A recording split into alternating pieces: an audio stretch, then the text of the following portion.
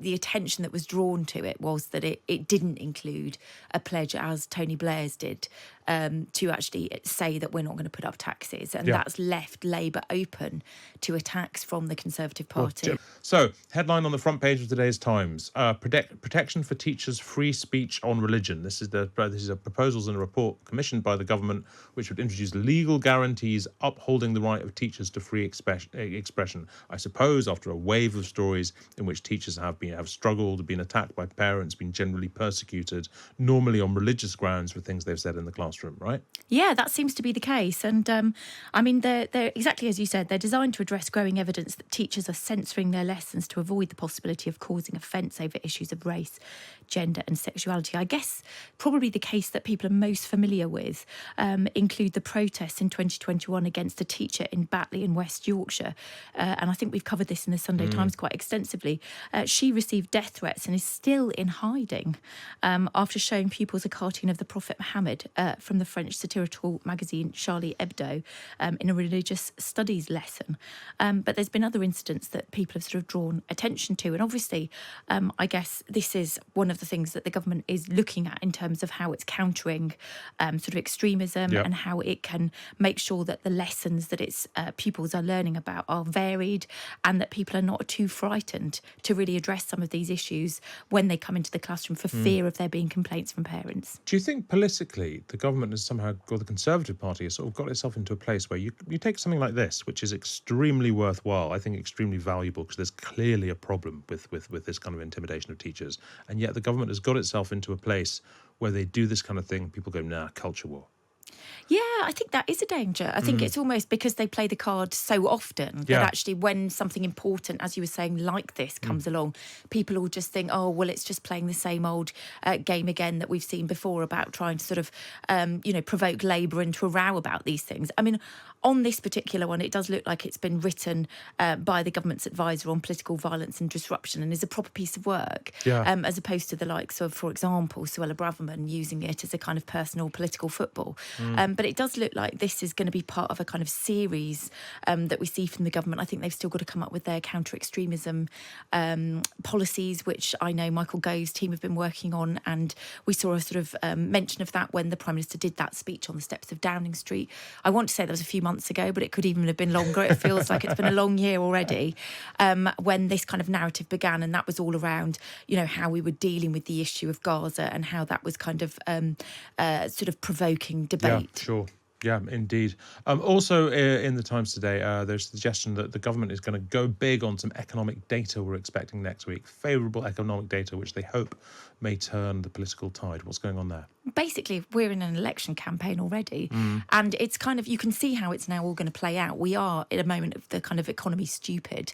And on Wednesday, we're expecting to see that inflation is going to fall to 2%, which may be a surprise to some people, given the fact that they're probably still paying substantially more than that on their mortgages. I know my mortgage is still stuck on about 6% because of the kind of economic meltdown. But that's going to be heralded as a big moment for the government, that they have now got the base rate back down to what is the Bank of England's target, which was always 2%.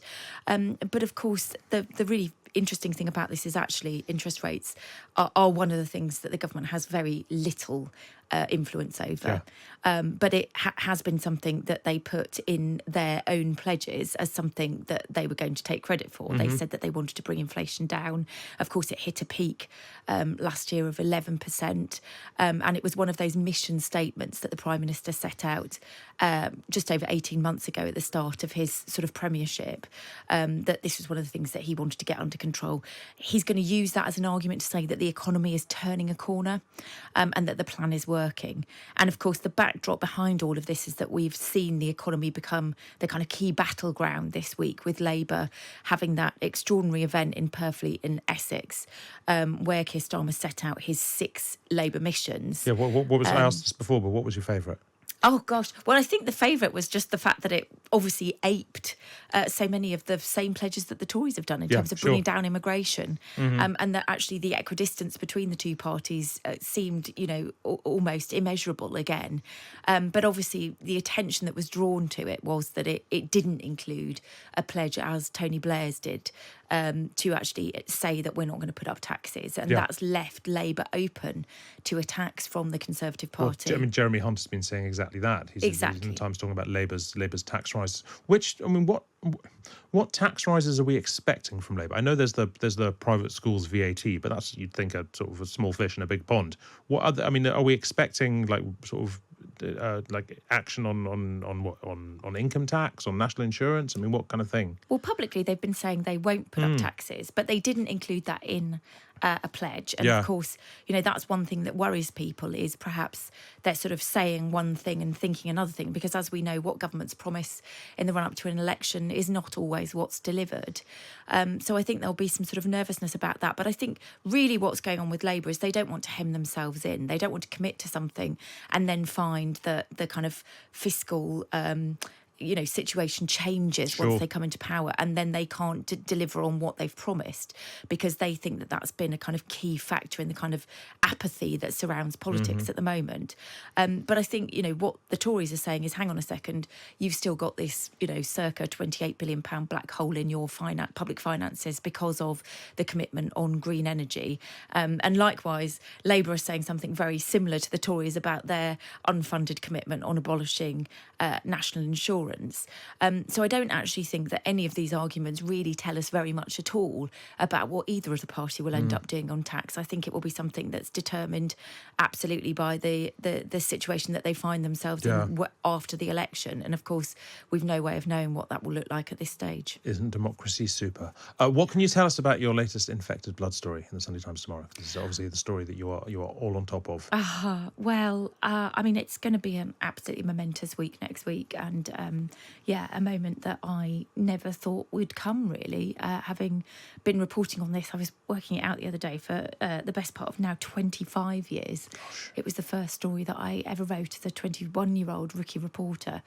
And we're going to see the end of the public inquiry, and we're going to see some of those answers given to the victims about just why what happened to them happened, as well as a response to it finally by the government about how they are going to go about seeking redress for these individuals, many of whom are, very unwell. They're still dying at the rate of 2 every week.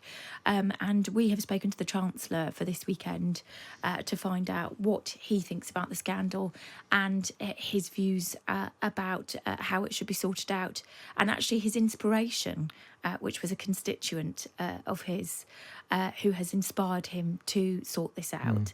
It's actually somebody that I'm very familiar with, the details of which we're in the Sunday Times tomorrow. And this particular chap, who's sadly not with us any longer, got his wife and his sister to call me the day before he died.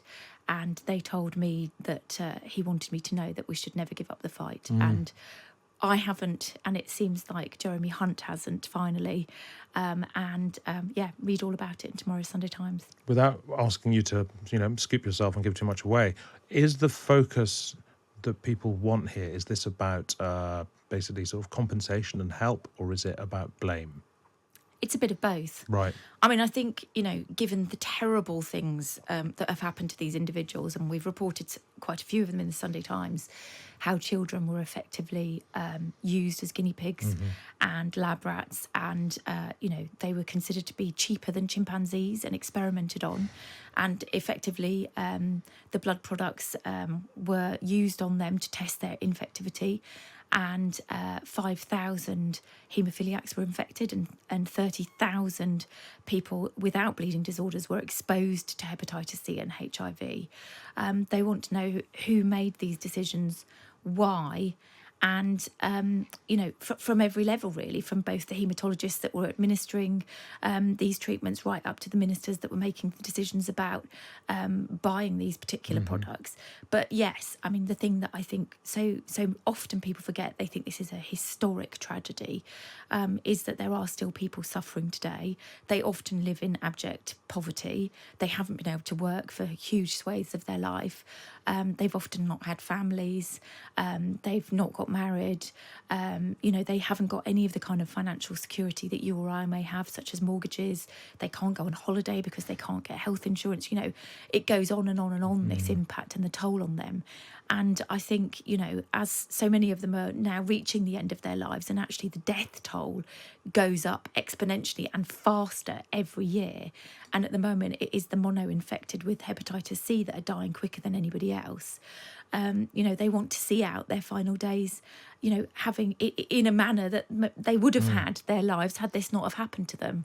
And that's the point of the compensation. It's not about, people wanting yachts and, expensive holidays. This is about It's people, not about a payday. It's not about a payday. Yeah. This is about people wanting to have those comforts and the kind of life that they would have had this tragedy not befallen them. And briefly, as this all lands next week, the politics of it, do you see this as being sort of contentious and fiercely fought, or is it going to be one of those times where sort of you could sort of feel the Commons speaking with one voice, knowing that there's a wrong that's got to be righted?